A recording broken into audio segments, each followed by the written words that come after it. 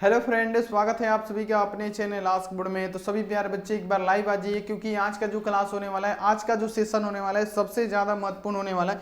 क्योंकि आज की क्लास में हम लोग क्या पढ़ने वाले हैं, क्लास 12 फिजिक्स का यहाँ देखिए 20 ऐसे सब्जेक्टिव बाबू ऐसे सब्जेक्टिव क्वेश्चन जो आपकी एग्जाम के लिए तहलका मचाने के लिए रेडी है। यानी वायरल सब्जेक्टिव क्वेश्चन की शुरुआत हो रही है आपकी, और हम लोग पढ़ने वाले वायरल सब्जेक्टिव क्वेश्चन। तो प्यारे बच्चे यहाँ पे जितने भी सारे स्टूडेंट है ना, अगर आप लोग चैनल पे पहली बार आए तो फटाफट पहले क्या कीजिए, चैनल को सब्सक्राइब करके वीडियो को शेयर कीजिए। जितने आपके साथी दोस्त जो सो चुके हैं उनको जगा दीजिए, क्योंकि आपके एग्जाम में टाइम बिल्कुल कम बचा है बाबू। एक एक दिन आपका निकलता जा रहा है, तो आप लोग ज्यादा से ज्यादा पढ़ाई पे फोकस कीजिए। और आज हम लोग क्या पढ़ने वाले हैं बाबू, सब्जेक्टिव क्वेश्चन पढ़ने वाले हैं। किसका? तो हम लोग फिजिक्स का 20 सब्जेक्टिव क्वेश्चन करेंगे, जो आपके एग्जाम के लिए बहुत ही ज्यादा रामबाण साबित होने वाला है। तो क्या आप रेडी हैं? एक बार बता दीजिए जल्दी जल्दी। और प्यारे बच्चों देखिए, थोड़ा सा के लिए आप लोग ज्यादा गंवा रहे हैं। आप लोग पैड ग्रुप अगर नहीं ज्वाइन कर रहे हैं तो आप बहुत ही गलती कर रहे हैं। थोड़ा सा के लिए ज्यादा मत गंवाइए। यहाँ पे देख लीजिए, पैड ग्रुप ज्वाइन करने से आपको बहुत सारे फायदे होंगे। एक तो टाइम का बचत, ऊपर से आपको पीडीएफ नोट्स मिलता रहेगा। तो आप लोग फटाफट से पैड ग्रुप ज्वाइन कर लीजिए। और यहाँ पे चैनल पे अगर आप पहली बार आए हैं तो क्या कीजिए बाबू, फटाफट से चैनल को जल्दी से जल्दी क्या कीजिए बाबू, सब्सक्राइब कर दीजिए। जितने सारे स्टूडेंट है ना, फटाफट क्या कीजिए, चैनल को सब्सक्राइब करके बेल आइकन को प्रेस करके ऑल पे कर लीजिए। और लाइक नहीं किए बाबू, फटाफट से लाइक भी कर दीजिएगा, क्योंकि ये क्लास आपके लिए क्या होने वाला है बाबू, रामबाण होने वाला है। ये रामबाण हो जाएगा, ये गारंटी है। क्योंकि ऐसे सब्जेक्टिव क्वेश्चन है जो बार बार आपकी परीक्षाओं में देखे जाते हैं, तो वैसे क्वेश्चन हम आपको बताने वाले हैं। तो आप लोग एकदम रेडी रहिएगा। और यहाँ पे देख लीजिए, व्हाट्सएप ग्रुप में नहीं जुड़े हैं तो देखिए नंबर हम अपना लिख देते हैं, 91 35 74 20 24। यहाँ आप देख लीजिए, अगर आप प्यारे बच्चों यहाँ आप देखिए फ्री व्हाट्सएप ग्रुप में जुड़ना चाहते हैं तो आप इस पे डायरेक्ट को यहाँ पे देखिए मैसेज करके आप लोग जुड़ सकते हैं। अगर आपका तैयारी नहीं हुआ है किसी कारणवश, तो आप लोग क्रैश कोर्स पीडीएफ ले लीजिए, वो आपके लिए रामबाण साबित होने वाला है। तो आप लोग बाबू याद रखिएगा कि अगर आपका तैयारी नहीं हो पाया है तो आप लोग क्रैश कोर्स पीडीएफ जल्दी से जल्दी ले लीजिए, वो आपके लिए रामबाण साबित हो जाएगा। तो प्यारे बच्चों यहाँ पे शुरू करते हैं। और यहाँ पे देखिए मॉडल इंटरनेट वाला मॉडल पेपर का प्यारे बच्चों क्या पीडीएफ आपको दिया जा रहा है फ्री में। कैसे डाउनलोड करना है वो आप लोग अंत में बने रहिएगा। अंत में हम आपको बताएंगे कि उसको कैसे आप लोग डाउनलोड कर सकते हैं। तो चलिए मेरे प्यारे लाल, यहाँ पे इसको शुरू करते हैं। तो बिना किसी देरी के हम क्लास को शुरू करते हैं। आप सभी प्यारे बच्चों क्या कीजिएगा, एक एक क्वेश्चन को समझिएगा, और हम ऐसे समझाने की कोशिश करेंगे कि आपको 100% समझ में आ जाएगा। और जो भी क्वेश्चन होगा वो आपके एग्जाम में पूछा गया होगा और आने वाले एग्जाम में पूछा जाएगा। ये बात को आपको ध्यान में रखना है। तो चलिए मेरे प्यारे बच्चों, यहाँ पे क्वेश्चन है कि शीर्ष संधारित्र वाले धारिता को विभव यानी विभव भी तक आवेशित किया गया, तब पूछा जा रहा है कि इसकी विद्युतीय स्थितिज ऊर्जा क्या होगी। बाबू इसका विद्युतीय स्थितिज ऊर्जा क्या होगी। इसमें कल एक मॉडल पेपर में न्यूमेरिकल भी था, जिसको हम लोगों ने बहुत ही अच्छे से सॉल्व किया था। तो वही सारा ये क्वेश्चन है जो आपके एग्जाम में पूछा जाता है। तो बाबू चलिए अब हम आपको इसको समझाते हैं कि इसको आप लोग कैसे सही कर सकते हैं, इसका राइट आंसर क्या होगा, कैसे इसको बना सकते हैं। तो आप लोग एकदम धैर्य बनाए रखिएगा। देखिए क्वेश्चन के सी संधारित्र यानी सी धारिता वाले संधारित्र को विभव भी तक आवेशित किया जाता है, तो इसकी विद्युत स्थितिज ऊर्जा क्या होगी। तो बाबू विद्युत स्थितिज ऊर्जा की फॉर्मूला क्या होती है, तो U इक्वल टू क्या होता है, CB²। यानी कहने का मतलब क्या, CB²/2। ये भी इसको लिख सकते हैं, या हम लोग इसको लिख सकते हैं U इक्वल टू क्या, 1/2 CB²। यहाँ पे आपको इसको याद कर लेना है। तो देखिए क्वेश्चन है कि सी धारिता वाले संधारित्र को विभव भी तक आवेशित करने में आपसे पूछा जा रहा है कि इसकी विद्युत स्थितिज ऊर्जा क्या होगी, यानी इसका विद्युत स्थितिज ऊर्जा क्या होगा। U इक्वल टू क्या हो जाएगा, CB²/2। यहाँ पे आपको ये याद कर लेना है। ये क्वेश्चन हालांकि 2 से 3 बार क्वेश्चन पूछा गया है, तो ये क्वेश्चन आप लोग याद कर लीजिएगा, बिल्कुल महत्वपूर्ण क्वेश्चन है। थोड़ा सा तेजी में करेंगे। अगला यहाँ पे आ जाएगा विद्युत विभवांतर क्या होता है। बहुत बार ये क्वेश्चन आ चुका है, बहुत बार की विद्युत विभवांतर, विद्युत विभव क्या होता है, विद्युत विभवांतर क्या होता है। तो हम लोग ऐसे क्वेश्चन करने वाले हैं सब्जेक्टिव का, जो आपके एग्जाम में लड़ने के लिए रेडी है। तो यहाँ पे ये क्वेश्चन आपके सामने है कि विद्युत विभवांतर क्या है, विद्युत विभवांतर क्या है। तो वह विद्युत विभवांतर क्या होता है, तो यहाँ पे देखिए, एक प्रशिक्षण आवेश को वैद्युत क्षेत्र के भीतर एक बिंदु से दूसरे बिंदु तक लाने में किया गया जितना कार्य होगा उसी को हम लोग क्या कहेंगे, तो वैद्युत विभवांतर कहेंगे। यानी यहाँ पे हम आपको डायग्राम के माध्यम से समझाते हैं। मान लीजिए क्या है, वैद्युत क्षेत्र है, ये प्यारे बच्चों क्या है, वैद्युत क्षेत्र है। तो यहाँ पे विद्युत विभवांतर किसे कहते हैं, तो वैद्युत क्षेत्र के अंदर मान लीजिए दो आवेश है। यहाँ पे देखिए एक आवेश है Q0 और यहाँ पे क्या है, वैद्युत आवेश के अंदर ये भी Q0 आवेश है। यानी कहने का मतलब क्या, वैद्युत विभवांतर क्या होता है, तो एक यहाँ देखिए किसी वैद्युत क्षेत्र के अंदर यहाँ देखिए एक आवेश को, यानी इस आवेश को इस बिंदु तक लाना है। यानी एक आवेश को दूसरे आवेश तक जितना भी लाया गया कार्य होगा उसी को हम लोग क्या कहेंगे प्यारे बच्चों, उसी को वैद्युत विभवांतर कहते हैं। तो यहाँ पे आपको क्वेश्चन को ये याद कर लेना है, समझ लेना है कि वैद्युत विभवांतर किसे कहते हैं। तो वैद्युत विभवांतर किसे कहते हैं, तो किसी, यहाँ आप देख लीजिए वैद्युत क्षेत्र के अंदर यहाँ देखिए एक बिंदु से दूसरे बिंदु तक लाने में जितना भी किया गया कार्य होगा उसे ही हम लोग क्या कहते हैं, तो वैद्युत विभवांतर कहते हैं। तो ये भी क्वेश्चन आपको याद होना चाहिए। देखिए क्वेश्चन है कि वैद्युत विभवांतर किसे कहते हैं, तो किसी यहाँ देखिए प्रशिक्षण आवेश को वैद्युत क्षेत्र के भीतर ही एक बिंदु से दूसरे बिंदु तक लाने में जितना प्रशिक्षण द्वारा किया गया कार्य होगा उसी को हम लोग क्या कहेंगे, उसी को हम लोग कहेंगे प्यारे बच्चों क्या, वैद्युत विभवांतर। तो आपको पूरा ये याद हो गया होगा कि वैद्युत विभवांतर क्या होता है। विद्युत विभव क्या होता है, तो ये मान लीजिए क्या है, वैद्युत विभव की बात करें तो हम यहाँ पे वैद्युत विभव भी बता देते हैं। ये क्या है, वैद्युत क्षेत्र है और इसके अंदर एगो क्या है, आवेश है Q0। यहाँ आप देख लीजिए इसके अंदर क्या है, एगो आवेश है आपका Q0। तो यहाँ पे क्या होता है, ये क्या है, अनंत, अनंत से एक बिंदु से वैद्युत क्षेत्र के अंदर लाने में दूसरे बिंदु तक जितने भी किया गया कार्य होगा उसे क्या कहेंगे, वैद्युत विभव कहेंगे। यानी वैद्युत विभव में क्या होता है, अनंत से किसी बिंदु को वैद्युत क्षेत्र के भीतर लाने में जितना भी किया गया कार्य होता है उसे वैद्युत विभव कहते हैं। तो ये क्वेश्चन भी आपको समझ में आ गया होगा कि वैद्युत विभव क्या है और वैद्युत विभवांतर क्या है। ये क्वेश्चन आपको 100% समझ में आ गया होगा। अब देखिए 3 नंबर क्वेश्चन आपके एग्जाम में क्या पूछा जाता है कि संधारित्रों का श्रेणी क्रम समायोजन क्या होता है। सबसे महत्वपूर्ण क्वेश्चन, ऐसे क्वेश्चन तो आएंगे आपके एग्जाम में। यहाँ आप देखिए क्वेश्चन आपके सामने है कि संधारित्रों का श्रेणी क्रम समायोजन क्या होता है। श्रेणी क्रम, बाबू श्रेणी क्रम क्या, संधारित्रों का श्रेणी क्रम समायोजन क्या होता है। तो संधारित्रों का श्रेणी क्रम समायोजन क्या होता है, ये मान लीजिए क्या है, एगो संधारित्र है, इसका ये फर्स्ट प्लेट है, ये दूसरा प्लेट है, ये दूसरा संधारित्र है, इसका फर्स्ट प्लेट सेकंड प्लेट, ये क्या है, तीसरा संधारित्र है। तो देखिए यहाँ पे संधारित्रों का अगर आपसे पूछे, संधारित्र जिसका धारिता फैराडे होता है, संधारित्रों का श्रेणी क्रम समायोजन अगर आपसे पूछे तो आपको लिखना है कि संधारित्रों के, यहाँ देखिए श्रेणी क्रम समायोजन में पहले संधारित्र के दूसरे प्लेट को, पहले संधारित्र के दूसरे प्लेट को दूसरे संधारित्र के ये पहले प्लेट से जोड़ दिया जाता है, जबकि दूसरे संधारित्र के दूसरे प्लेट को तीसरे संधारित्र के पहले प्लेट से जोड़ दिया जाता है। और इसी क्रम में चलने वाले प्यारे बच्चों क्या, इसी क्रम में चलने वाले प्यारे बच्चों संधारित्र को हम लोग क्या कहेंगे, तो यहाँ क्या श्रेणी क्रम समायोजन कहेंगे संधारित्रों का।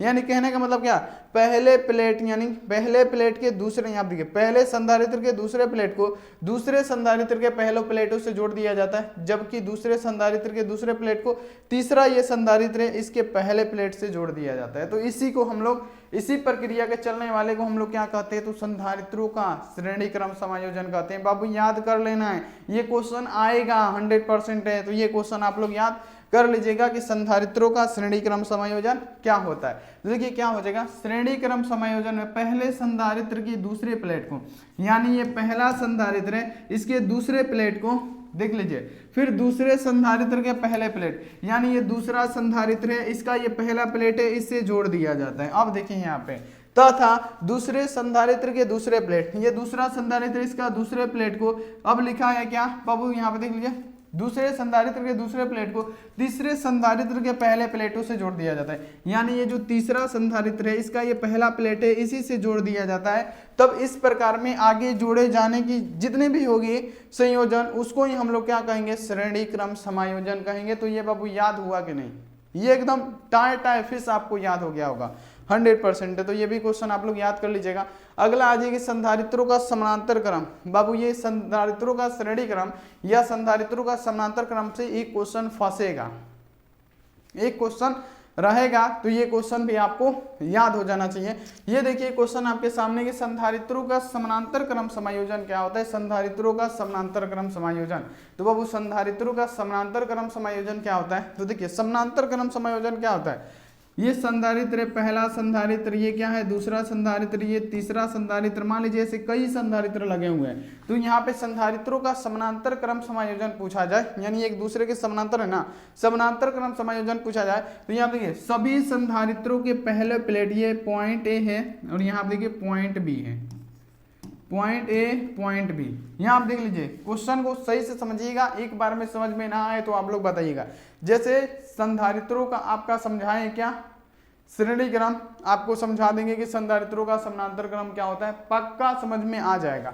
देखिए यहाँ पे क्या है, ये संधारित्र है, यहाँ पे पहला संधारित्र, दूसरा संधारित्र, क्या है तीसरा संधारित्र। यानी यहाँ देखिए सभी संधारित्रों के पहले प्लेट को बिंदु ए से जोड़ दिया जाता है, सभी संधारित्र को पहले प्लेट बिंदु ए से जोड़ दिया जाता है, और सभी संधारित्र के दूसरे प्लेट बिंदु बी से जोड़ दिया जाता है। और इसी क्रम में जुड़ने वाले आगे की प्रतिक्रिया जितनी भी होगी, इसी क्रम में जितने संधारित्र जोड़े जाएंगे उसी को हम लोग क्या कहेंगे, तो समानांतर क्रम संधारित्र कहेंगे, यानी संधारित्रों का समानांतर क्रम समायोजन कहेंगे। आप लोग श्रेणी क्रम समझ गए कि श्रेणी क्रम में क्या होता था कि दूसरे प्लेट को पहले प्लेट के दूसरे, यहाँ देखिए पहले संधारित्र के दूसरे प्लेट को तीसरे संधारित्र के पहले प्लेट से दूसरे प्लेट के, देखिए यहाँ पे आप लोग समझिए कि यहाँ पे क्या होता था इसमें कि यहाँ देखिए दो संधारित्र जिसमें पहले संधारित्र के दूसरे प्लेट को दूसरे संधारित्र के पहले प्लेट से जोड़ दिया जाता है, जबकि दूसरे संधारित्र के दूसरे प्लेट को तीसरे संधारित्र के पहले प्लेटों से जोड़ दिया जाता था। तो ये हमारा श्रेणी क्रम होता है।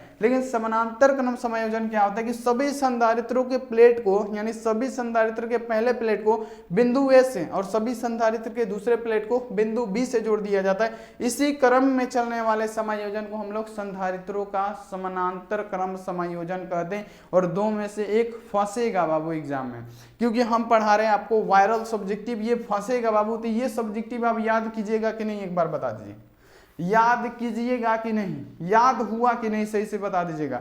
आप लोग बोलते हैं बाबू समझाने का, हम तो सब्जेक्टिव आपको ऐसा समझाएंगे कि क्लासरूम में ही आपको याद कराने की कोशिश करेंगे। तो यहाँ पे जितने भी क्वेश्चन कराएंगे ना आप लोग याद कर लीजिएगा। अगला आ जाइए, यहाँ देखिए पीएन संधि डायोड क्या होता है। सब के सब क्वेश्चन ना बाबू इतना बेहतरीन है, इतना मस्त है, जो आपके एग्जाम में तहलका मचाने के लिए रेडी है। ये देखिए क्वेश्चन आपके सामने है कि यहाँ देखिए पीएन संधि डायोड क्या होता है। पीएन संधि डायोड, पी और एन संधि डायोड, यानी जब पी प्रकार के क्रिस्टल को किसी विधि द्वारा एन प्रकार के क्रिस्टल से जोड़ दिया जाता है, तो इस प्रकार के बने समायोजन को हम लोग पीएन संधि डायोड कहते हैं। अब देखिए इससे हल्का आपको डेफिनेशन कहीं नहीं मिलने वाला है कि पीएन जंक्शन डायोड क्या होता है। तो जब पी प्रकार के क्रिस्टल से किसी विशेष विधि द्वारा क्या किया जाता है, तो यहाँ देखिए एन टाइप क्रिस्टल से जोड़ दिया जाता है। यहाँ पे समझिएगा आप लोग कि अगर आपसे पूछा जाए कि पीएन संधि डायोड किसे कहते हैं, तो जब पी प्रकार के क्रिस्टल को विशेष विधि द्वारा एन टाइप के क्रिस्टल से जोड़ दिया जाता है, तब प्यारे बच्चे यहाँ देखिए इस संयोजन को हम लोग पीएन संधि डायोड कहते हैं। यानी क्या, पी प्रकार के क्रिस्टल को किसी विशेष विधि द्वारा, पीएन जंक्शन पढ़ रहे हैं तो यहाँ देखिए याद करने का तरीका कि यहाँ देखिए पी प्रकार के क्रिस्टल को किसी विशेष समायोजन द्वारा एन टाइप के क्रिस्टल से जोड़ दिया जाता है, तो इस प्रकार के समायोजन को हम लोग पीएन जंक्शन डायोड कहते हैं। देखिए कितना बढ़िया यहाँ पे डिफिनेशन है, तो ये भी आपको याद रखना है बाबू। लेकिन यहाँ देखिए पैड ग्रुप, अगर आपका कुछ भी तैयारी नहीं हुआ है ना, तो यहाँ देखिए पैड ग्रुप आप लोग फटाफट से ज्वाइन कर लीजिए। आज के आज एग्जाम में टाइम बहुत कम बचा है मेरे प्यारे बच्चों, जल्दी से जल्दी इसको ज्वाइन कीजिए, जितना जल्दी हो सके। हमारा नंबर नोट कीजिए, कॉल कीजिए, जितना जल्दी हो सके आप लोग प्यारे बच्चों। सारा जितना भी छूटा हुआ है ना, सब आपको मिल जाएगा, सब आपको बाबू मिल जाएगा, सब के सब। तो यहाँ पे तैयारी करना चाहते, कुछ नहीं पढ़े, जल्दी से जल्दी पैड कोर्स ले लीजिए जितना जल्दी हो सकता है। अगला यहाँ पे आज ये क्वेश्चन कि प्रकाश का अपवर्तन क्या होता है। प्रकाश का अपवर्तन बाबू, प्रकाश का एक परिवर्तन होता है, प्रकाश का विवर्तन होता है, लेकिन सबसे जो इंपॉर्टेंट क्वेश्चन होता है जो आपके एग्जाम में पूछा जाता है कि प्रकाश का अपवर्तन क्या है।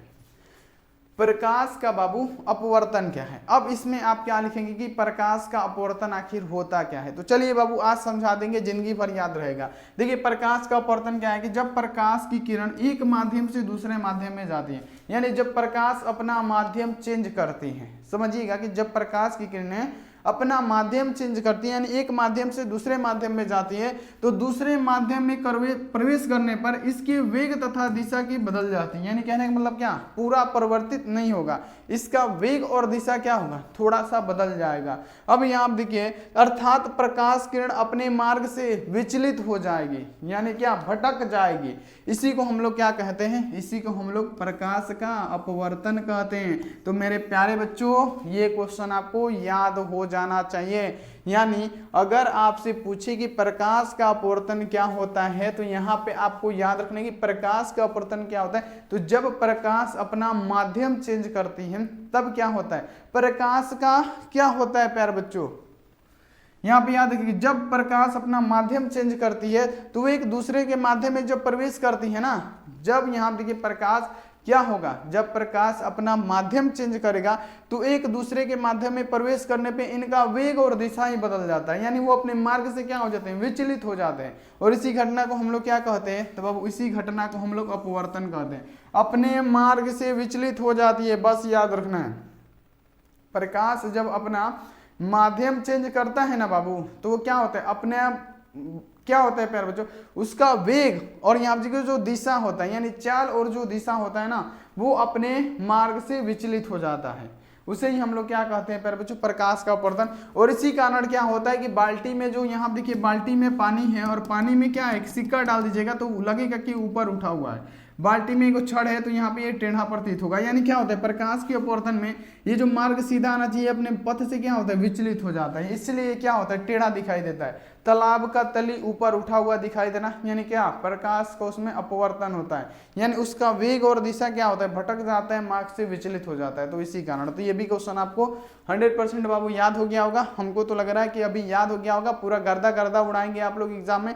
अब देखिए क्वेश्चन है कि शुद्ध, यहाँ देखिए शुद्ध या आंतरिक निज अर्धचालक क्या होता है। शुद्ध अर्धचालक क्या है, क्वेश्चन है कि शुद्ध अर्धचालक या यांत्रिक या निज अर्धचालक क्या होता है। बहुत बढ़िया क्वेश्चन जो आपके एग्जाम के लिए ना बाबू गर्दा उड़ाने के लिए रेडी है। ऐसे ऐसे क्वेश्चन पढ़ लीजिएगा ना बाबू, आपके एग्जाम में कुछ भी टेंशन नहीं होने वाला है। देखिए क्वेश्चन है कि शुद्ध या आंतरिक या निज अर्धचालक क्या है, तो शुद्ध आंतरिक या निज अर्धचालक क्या होता है, तो समझिए शुद्ध अर्धचालक क्या होते हैं, या निज अर्धचालक या आंतरिक अर्धचालक, ये सब क्वेश्चन एक ही होता है। तो देखिए ये क्वेश्चन है कि यार देखिए, निज अर्धचालक वे पदार्थ होते हैं जो प्रकृति में शुद्ध रूप में विद्यमान होते हैं। यानी निज का मतलब क्या, उसमें किसी भी चीज का मिलावट नहीं।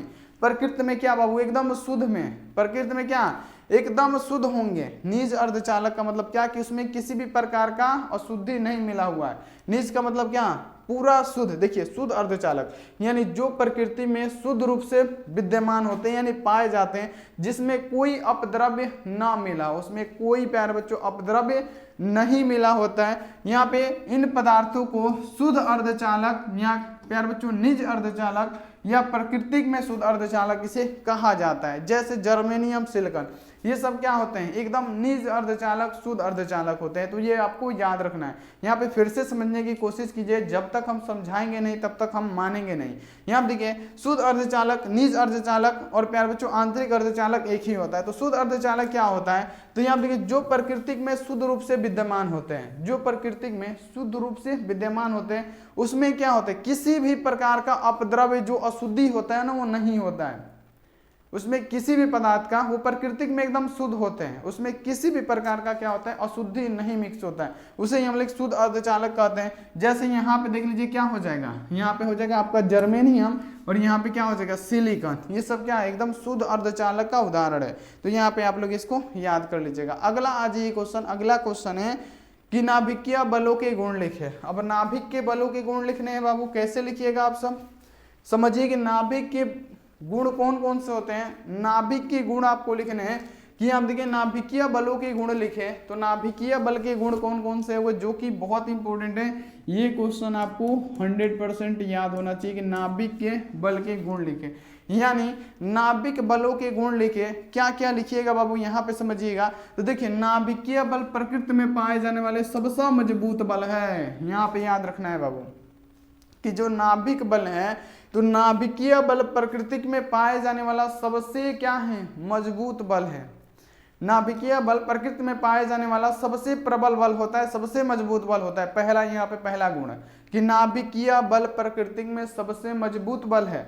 दूसरा आपको लिखना है कि नाभिकीय बलों का यहाँ देखिए परास बहुत कम होता है, इसलिए इन्हें लघु परास बल भी कहा जाता है। यहाँ पे आपको याद रखना है। ये हो गया फर्स्ट, ये हो गया सेकेंड, ये हो गया थर्ड, ये हो गया फोर्थ। अब यहाँ आप देखिए, ये देखिए क्वेश्चन आपके सामने है, आप लोग फटाफट देखते चलिए। यहाँ पे गुण लिखना है, प्रॉपर्टीज लिखना है प्यारे बच्चों किसके, तो यहाँ पे आपको लिखना है न्यूक्लियर फोर्स का। तो यहाँ देखिए नाभिकीय बलों के प्रॉपर्टीज लिखे, तो पहला लिखना है कि ये तो नाभिक प्रकृति में क्या होता है, प्रबल रूप से क्या होता है, मजबूत, यानी बल क्या होता है, जो नाभिकीय बल है क्या होता है प्यारे बच्चों, ये प्रकृति में सबसे प्रबल बल होता है, सबसे मजबूत बल होता है। यहाँ देखिए यहाँ देखिए तत्वों की प्राकृतिक आकर्षण होती है, यानी आप देखिए इन तत्वों की, यहाँ देखिए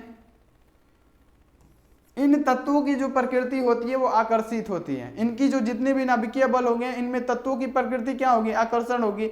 तीसरा यहाँ पे लिखिएगा कि नाभिकीय बलों का परास बहुत कम होता है, इसीलिए इन्हें लघु परास बल भी कहा जाता है। यानी जो नाभिकीय बल का परास होगा वो एकदम कम होगा, इसलिए इन्हें नाभिकीय बल को लघु परास बल भी कहा जाता है। अब यहाँ पे आपको क्या लिखना है कि नाभिकीय बल यहाँ पे क्या न्यूक्लियक भागों के यहाँ देखिए चक्रण पर भी क्या करता है, निर्भर करता है। तो ये इसका प्रॉपर्टीज है, आपको लिख देना है, बस समझ के आप लोगों को लिख देना है कि नाभिक का बल क्या होता है। अब देखिए नाभिकीय विखंडन क्या होता है, विखंडन का मतलब हो गया बाबू टूटना, टूट के विखंडित हो जाना। ये सबको याद होगा क्वेश्चन कि नाभिकीय विखंडन क्या होता है, लेकिन हम आपको समझाएंगे क्योंकि ये क्वेश्चन इसमें से बहुत सारा आएगा आपके एग्जाम में। ये देखिए क्वेश्चन आपके सामने कि नाभिकीय विखंडन क्या होता है। तो नाभिकीय विखंडन वह प्रक्रिया है जिसमें भारी नाभिक दो या दो से हल्के नाभिक में क्या होता है, टूट के बिखर जाता है। यहाँ आप देखिए नाभिकीय विखंडन क्या होता है, तो यहाँ देखिए नाभिकीय विखंडन वह प्रक्रिया है जिसमें एक भारी नाभिक टूट के दो या दो से अधिक हल्के नाभिक में क्या हो जाए, विभक्त हो जाए, उसे ही हम लोग क्या कहते हैं, नाभिकीय विखंडन, यानी नाभिक का टूटना। तो यहाँ पे आपको ये क्वेश्चन लिखना है वैसे ही जैसे हम आपको बता रहे हैं। नाभिकीय विखंडन पूछा जा रहा है तो एक भारी नाभिक टूट के दो या दो से समान हल्के नाभिक में टूट के विखंडित हो जाए, उसे ही हम लोग क्या कहते हैं, तो नाभिकीय विखंडन। बस याद रखना है विखंडन का मतलब होता है टूटना, यानी नाभिक का टूटना। तो नाभिक एक टूट के दो या दो से अधिक नाभिकों में विभक्त हो जाए, नाभिकीय विखंडन कहलाएगा। तो यहाँ पे ये भी याद रखिएगा कि नाभिकीय विखंडन वह प्रक्रिया है जिसमें भारी नाभिक दो या दो से हल्के अधिक नाभिक द्रव्यमान वाले नाभिक में क्या हो जाए, टूट जाए, तथा यहाँ देखिए अत्यधिक मात्रा में ऊर्जा विमुक्त करे, उसे ही हम लोग क्या कहते हैं प्यारे बच्चों, नाभिकीय विखंडन कहते हैं। अगला आज की आकाशीय तरंग क्या है बाबू, 10वां नंबर क्वेश्चन है, याद रखिएगा। उम्मीद है कि आपको 10 के ये 10 क्वेश्चन याद हो जाएंगे। बहुत बढ़िया, जितना ये क्वेश्चन बताए हैं ये क्वेश्चन आपको 100% याद हो जाएंगे। यहाँ देखिए क्वेश्चन आपके सामने है कि आकाशीय तरंग क्या है बाबू। आकाशीय तरंग ना पूछा गया है, स्काई वेव क्या बाबू, स्काई वेव क्या है, आकाशीय तरंग क्या है। तो यहाँ पे समझिए आकाशीय तरंग क्या होता है, तो वे तरंग जो प्रेषक एंटीना से सरल यहाँ देखिए रेखा में चलकर या संचार उपग्रह से परिवर्तित होकर अभिग्राहक के एंटीना तक पहुंचते हैं, आकाशीय तरंग कहलाते हैं। समझिएगा बाबू यहाँ पे कितना बढ़िया क्वेश्चन है, ये समझ लीजिएगा आपका नंबर मिल जाएगा। यहाँ देखिए आकाशीय तरंग पूछा जा रहा है, यानी आकाश स्काई वेव, जो आकाशीय तरंग होता है क्या होता है, तो आकाशीय तरंग में होता है कि वे तरंग जो प्रेषक एंटीना से सरल रेखा में चलकर, जो क्या प्रेषक एंटीना से सरल रेखा में चलकर या संचार होकर परिवर्तित होकर अभिग्राहक के एंटीना तक पहुंचे, उसे ही हम लोग क्या कहते हैं प्यारे बच्चों, उसे ही हम लोग आकाशीय तरंग कहते हैं। अब पूछेगा कि आकाशीय तरंग की आवृत्ति प्रास कितना होता है, तो आपको लिखना है कि आवृत्ति प्रास होता है 30 हर्ट्ज से लेके 30 मेगाहर्ट्ज तक हो सकता है आकाशीय तरंग का आवृत्ति प्रास।